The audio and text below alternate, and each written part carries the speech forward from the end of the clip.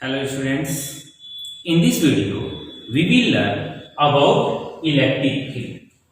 Electric field को हम इस वीडियो में समझेंगे। इससे पहले जो टॉपिक हमने पढ़ा है वो मेन रूप से चार्ज के बारे में पढ़ा।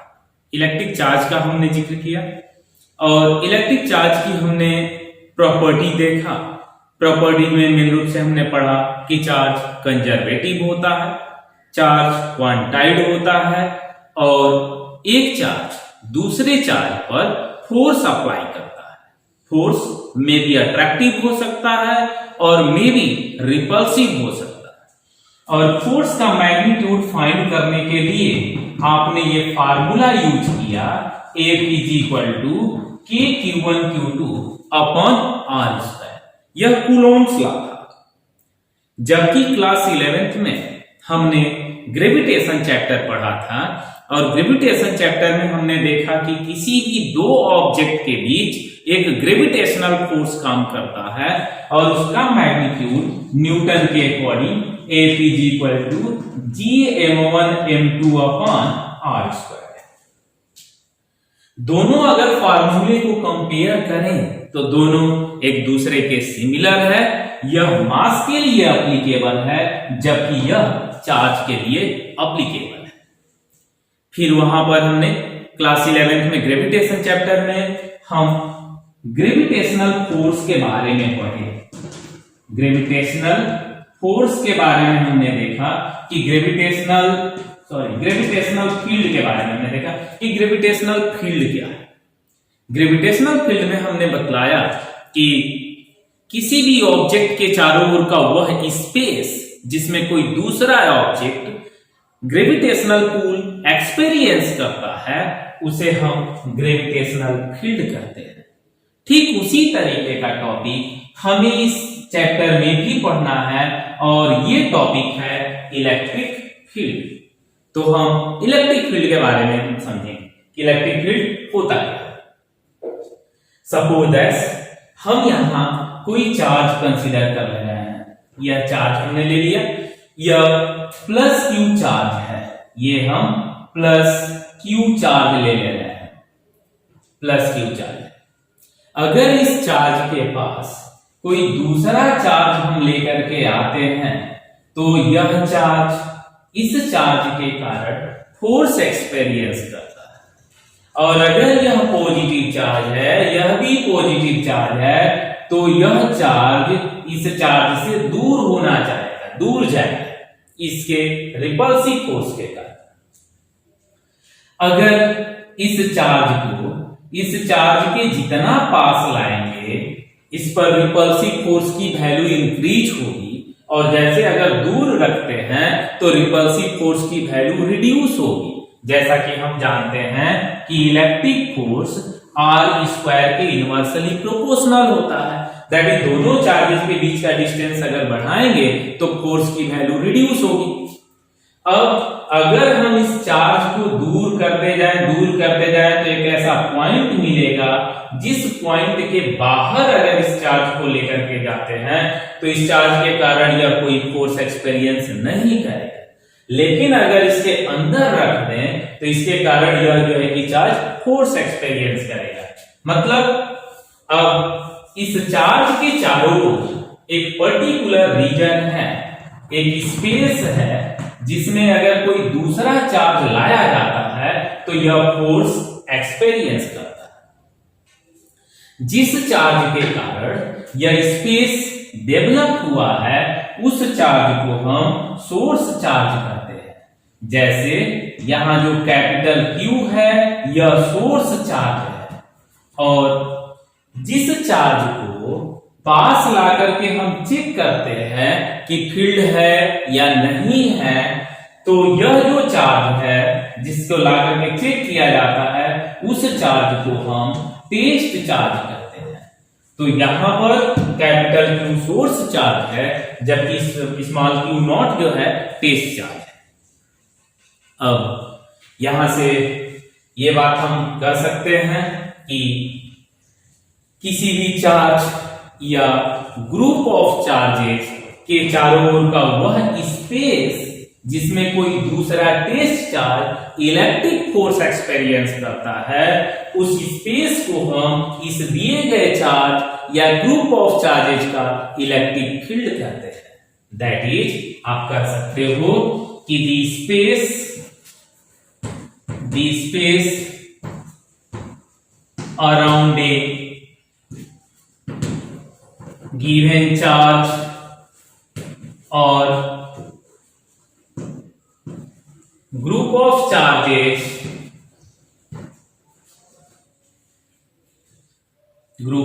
charges in which another charge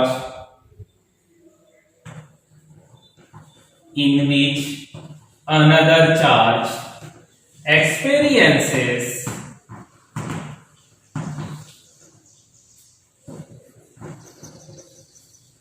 electrostatic force is known electric field।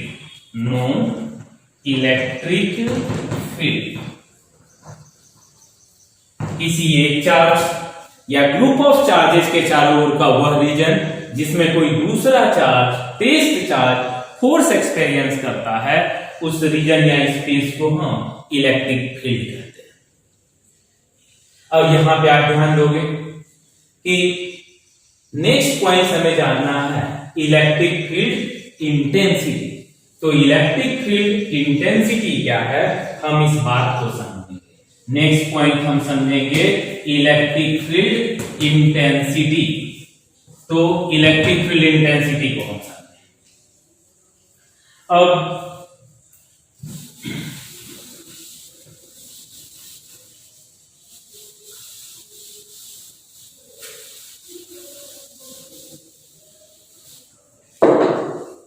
यहां अगर हम टेस्ट चार्ज रखते हैं तो सोर्स चार्ज से जितना दूर करेंगे टेस्ट चार्ज को, फोर्स की वैल्यू कम हो जाएगी, और अगर इसके जितना पास लाएंगे फोर्स की वैल्यू ज्यादा होगी। अगर यह टेस्ट चार्ज हम जो लेकर के चलते हैं, टेस्ट चार्ज नेचर में पॉजिटिव लेकर के चलते हैं और टेस्ट चार्ज की वैल्यू बहुत ही कम लेकर के चलते हैं।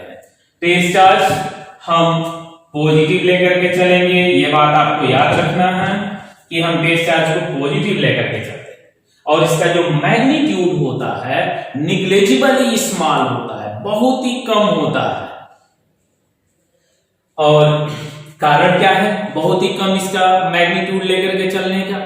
मैग्नीट्यूड कम लेकर के चलने का रीजन यह है कि यह भी चार्ज अपना फील्ड प्रोड्यूस कर सकता है, जो कि इस सोर्स चार्ज के कारण प्रोड्यूस इलेक्ट्रिक फील्ड को अफेक्ट कर सकता है। इसलिए इसका फील्ड निग्लेजिबल हो, यह फील्ड इसके कारण प्रोड्यूस फील्ड सोर्स चार्ज के कारण प्रोड्यूस इलेक्ट्रिक फील्ड को अफेक्टेड न करे, इसलिए इस टेस्ट चार्ज की वैल्यू बहुत ही कम लेकर के चलते हैं, निग्लेजिबल स्मॉल लेकर के हम चलते हैं। अब किसी रीजन में किसी पॉइंट पर अगर यह ज्यादा फोर्स एक्सपीरियंस करेगा तो कहेंगे फील्ड का इफेक्ट ज्यादा है, इस फील्ड का स्ट्रेंथ ज्यादा है, और अगर कम फोर्स एक्सपीरियंस करेगा तो कहेंगे कि इलेक्ट्रिक फील्ड का जो इफेक्ट है, इलेक्ट्रिक फील्ड का जो स्ट्रेंथ है वो कम है। और force experienced by this unit positive test charge is known electric field intensity. यह टेस्ट चार्ज कितना फोर्स एक्सपीरियंस करता है, यूनिट पॉजिटिव टेस्ट चार्ज कितना फोर्स एक्सपीरियंस करता है, इसी फोर्स को हम इलेक्ट्रिक फील्ड इंटेंसिटी कहते हैं। ज्यादा फोर्स एक्सपीरियंस करेगा इलेक्ट्रिक फील्ड वहां स्ट्रॉन्ग होगा। जैसे अगर इस चार्ज को यहां पर रखते हैं तो यह टेस्ट चार्ज ज्यादा फोर्स एक्सपीरियंस करेगा इस क्यू के कारण, क्योंकि कम डिस्टेंस पर है, दैट इज यहां पर फील्ड का इफेक्ट ज्यादा है। जैसे जैसे दूर करेंगे फोर्स की वैल्यू कम होगी, दैट इज वहां पर इलेक्ट्रिक फील्ड का इफेक्ट कम है, that is electric field intensity weak है। अब चूंकि हमने यह बताया कि यह टेस्ट चार्ज निग्लेजिबली स्मॉल लेकर के चलते हैं और रीजन भी हमने जिक्र किया, तो इसी इक्वेशन को हम इस तरीके से भी लिख सकते हैं कि electric field E is equal to limit Q naught tends to 0 vector F upon Q naught. ये जो है कि इस तरीके से भी इलेक्ट्रिक फील्ड इंटेंसिटी के लिए फार्मूला लिख सकते हैं। एक चीज ये ध्यान देना है कि Q नॉट मतलब टेस्ट चार्ज की वैल्यू लगभग 0 होना चाहिए, लेकिन 0 नहीं हो सकता है क्योंकि यूनिट चार्ज की वैल्यू एक इलेक्ट्रॉन या एक प्रोटॉन पर प्रेजेंट चार्ज है जिसकी वैल्यू हमें पता है 1.6 into 10 to the power -19 coulomb होता है। इससे कम चार्ज की वैल्यू पॉसिबल नहीं है। फिर भी इस चार्ज का अमाउंट बहुत ही कम लेकर के चलते हैं, जिसके कारण सोर्स चार्ज के कारण प्रोड्यूस इलेक्ट्रिक फील्ड अफेक्टेड न हो। अब यहां रिजल्ट से हम देख रहे हैं कि चूंकि इलेक्ट्रिक फोर्स वेक्टर क्वांटिटी है, इसलिए इलेक्ट्रिक फील्ड भी वेक्टर क्वांटिटी होगा। दैट इज हम कह सकते हैं कि electric field is a vector quantity. Electric field is a vector quantity. ये कैसी क्वांटिटी होती है? वेक्टर क्वांटिटी होती है।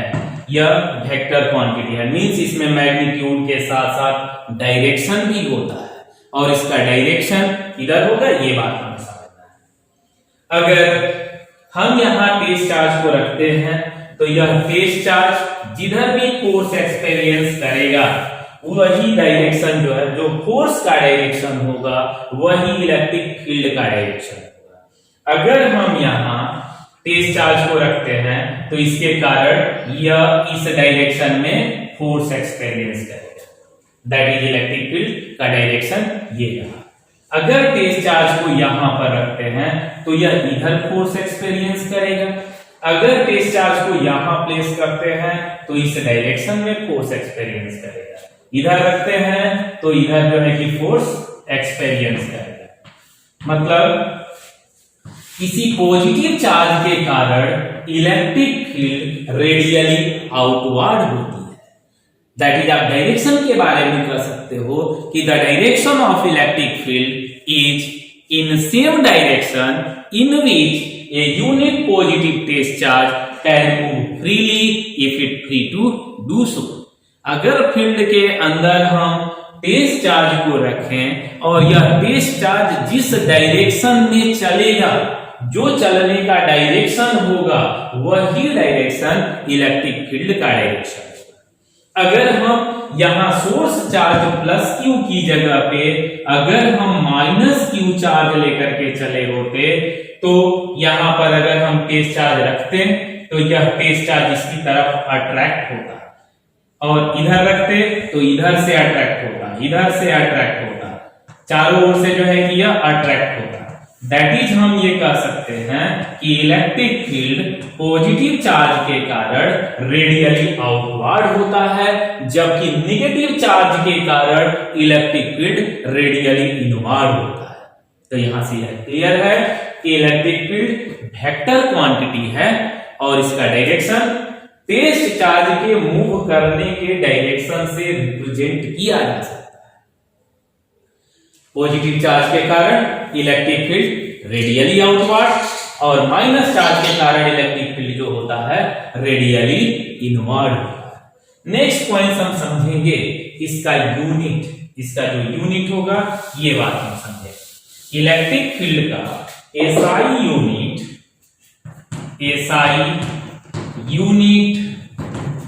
Of vector E.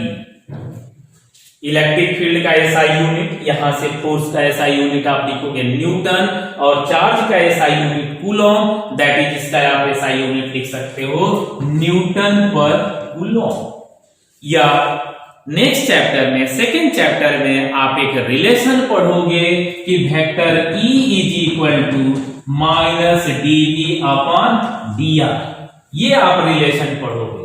तो यहां पर आप ये देख रहे हो कि E जो है कि dV और dr का रेशियो है, और dV चेंज इन पोटेंशियल है, dr डिस्टेंस है, मतलब कि वोल्ट पर मीटर भी लिखा जा सकता है इस फार्मूले के बेस पर। तो और करके आप इसका दूसरा यूनिट लिख सकते हो वोल्ट पर मीटर। डायमेंशन की हम बात करें तो इसका डायमेंशन आप लिखोगे dimension of electric field, dimension of electric field is, देखते हैं इसका डायमेंशन क्या होगा।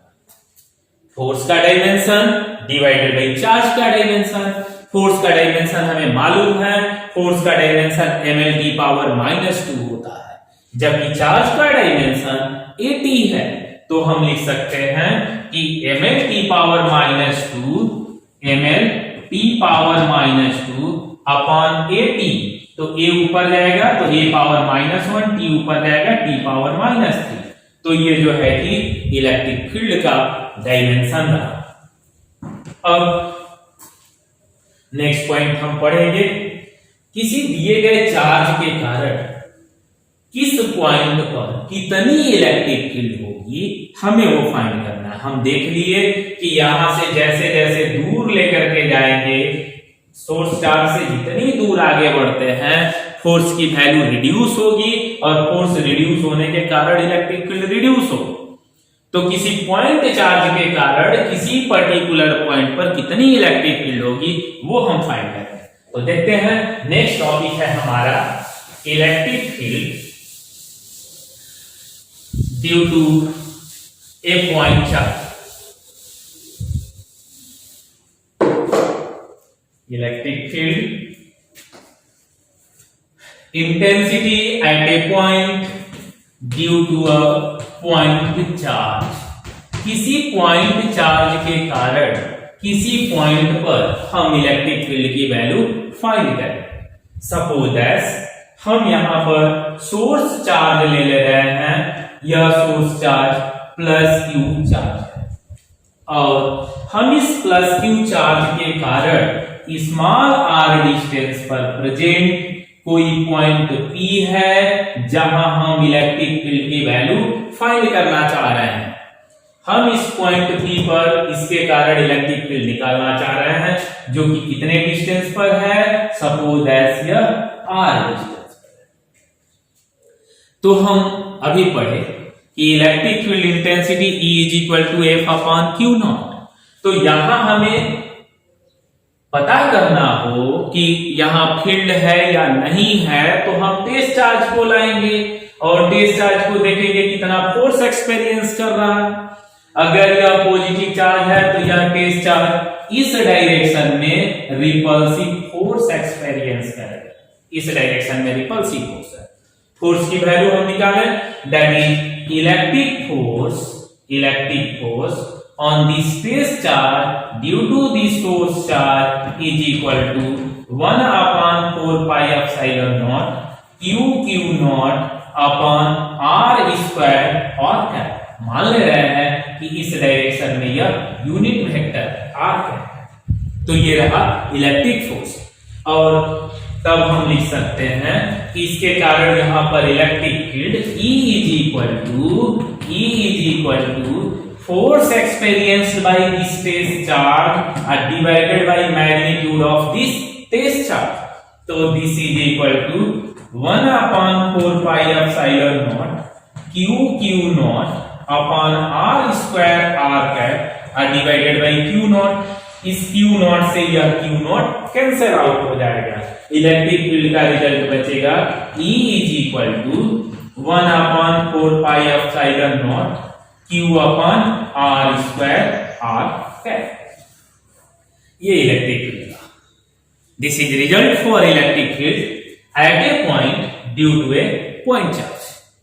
अब अगली चीज आपको ध्यान देना है, इस रिजल्ट से क्लियर है कि इसमें Q0 नहीं आया है, टेस्ट चार्ज नहीं आया है, मतलब कि किसी पॉइंट पर produce electric field test charge के मैग्नीट्यूड पर डिपेंड नहीं करता है, यह डिपेंड करता है सोर्स चार्ज के मैग्नीट्यूड पर। सोर्स चार्ज का मैग्नीट्यूड जितना ज्यादा होगा यह उतना ही ज्यादा फील्ड प्रोड्यूस करेगा, उस फील्ड की इंटेंसिटी उतनी ज्यादा होगी। इंटेंसिटी ज्यादा होने का मतलब कि उस पॉइंट पर अगर टेस्ट चार्ज को रखेंगे तो ज्यादा फोर्स एक्सपीरियंस करेगा, मे बी अट्रैक्टिव या रिपल्सिव। ये अट्रैक्टिव या रिपल्सिव फोर्स होगा, ये डिपेंड करेगा इस चार्ज के नेचर पर। दूसरे किस फैक्टर पे डिपेंड कर रहा है? आर पर डिपेंड कर रहा है।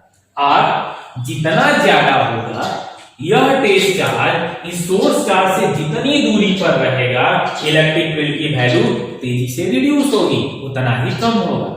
तो ये रहा रिजल्ट। अगर इसी को आप स्केलर फॉर्म में लिखते हो तो magnitude of this electric field is equal to E is equal to 1/4 pi epsilon naught Q upon R square. केवल आप इसे ऐसे लिख सकते हो। अब हम बात करेंगे charges due to a system of charges. अगर कोई सिस्टम कई चार्जेस से मिलकर के बना हो तब हम इलेक्ट्रिक फील्ड निकालेंगे। कोई पॉइंट चार्ज किसी पर्टिकुलर पॉइंट पर कितना इलेक्ट्रिक फील्ड प्रोड्यूस करता है, ये बात हमने देखा कि E is equal to 1/4 pi epsilon naught Q upon R square. अब हम सिस्टम ऑफ चार्जेस के कारण देखेंगे। सपोज एज हम कंसीडर कर ले रहे हैं कि यहाँ कोई सिस्टम है जो कि कई चार्जेस से मिलकर के बना है और ये चार्जेस हैं Q1, Q2, Q3, Q4, Q5 dot dot Qn। और इन सभी चार्जेस के कारण हमें इस पर्टिकुलर पॉइंट पर इलेक्ट्रिक फील्ड की वैल्यू फाइंड करना है। यहाँ पॉइंट P पर इलेक्ट्रिक फील्ड की वैल्यू फाइंड करना है। तो Q1 यहां पर इलेक्ट्रिक फील्ड प्रोड्यूस करेगा। मान ले रहे हैं कि Q1 से P का जो डिस्टेंस है यह R1 है और ये जो डायरेक्शन है इसके लिए हम ले रहे हैं यूनिट वेक्टर R1। यहां क्या इसे हम वेक्टर के फॉर्म में ले रहे हैं, वेक्टर। यहां से Q2 से QP का जो डिस्टेंस है, Q2 से P का जो डिस्टेंस है यह वेक्टर R2 है, यह डिस्टेंस वेक्टर R3 है और यह डिस्टेंस वेक्टर R4। Q1 यहां पर जो इलेक्ट्रिक फील्ड प्रोड्यूस करेगा यह वेक्टर E1 प्रोड्यूस करेगा। Q2 जो प्रोड्यूस करेगा इलेक्ट्रिक फील्ड यह वेक्टर E2 होगा और यह वेक्टर E3 और इसके कारण यहां पर प्रोड्यूस इलेक्ट्रिक फील्ड की वैल्यू E4। तो पॉइंट P पर अलग अलग चार्जेस के कारण प्रोड्यूस इलेक्ट्रिक फील्ड अलग अलग direction. Resultant electric field find करने के लिए सबका हम वेक्टर सम लेकर के चलेंगे और जो वेक्टर सम होगा वही रिजल्टेंट इलेक्ट्रिक फील्ड को रिप्रेजेंट करेगा। तो सबसे पहले हम देखें कि electric field at point P due to this charge Q1 is equal to 1/4 pi epsilon naught Q1 upon R1 square R1 cap. R1 cap unit vector है जिसका डायरेक्शन Q1 से P की ओर है और इसी डायरेक्शन में यह इलेक्ट्रिक फील्ड है। Similarly electric field due to charge Q2 at this point P is equal to 1/4 pi epsilon naught Q2 upon R2 square R2 cap. Vector E3 is equal to 1/4 pi epsilon naught Q3 upon R3 square R3 cap dot. इस तरह से 4th 5th 6th सबके कारण आप electric field find कर सकते हैं। Therefore, resultant electric field at point P due to this system of charges E is equal to vector sum of all electric field, that is E is equal to E1 plus E2 plus E3 plus dot। सबकी values put करेंगे और यहां हम value put करेंगे E1 का value है 1/4 pi epsilon naught Q1 upon R1 square R1 cap. फिर E2 की value 1/4 pi epsilon naught Q2 upon R2 square R2 cap. सब में चूंकि 1/4 पाई एप्सिलॉन नॉट कॉमन है तो कॉमन लेकर के ही हम लिख रहे हैं this is Q2 upon R2 square R2 cap, फिर plus Q3 divided by R3 square R3 cap plus dot. यही जो रिजल्ट है रिजल्टेंट इलेक्ट्रिक फील्ड को बदला। इसे सिग्मा के फॉर्म में ऐसे लिखा जा सकता है कि vector E is equal to constant 1/4 pi epsilon naught I is equal to 1 to n। जहां से जहां तक चार्ज वेरी कर रहा हूं, सपोज दैट 1 से n तक चार्ज है, तो I जो वेरिएबल है I की जगह पर 1 से n तक नंबर्स, तो यहां पर हम लिखेंगे QI कहने का मतलब कि Q1 plus Q2 plus Q3 n term divided by RI square RI cap. तो यह रिजल्ट है किसी सिस्टम ऑफ चार्जेस के कारण इलेक्ट्रिक फील्ड।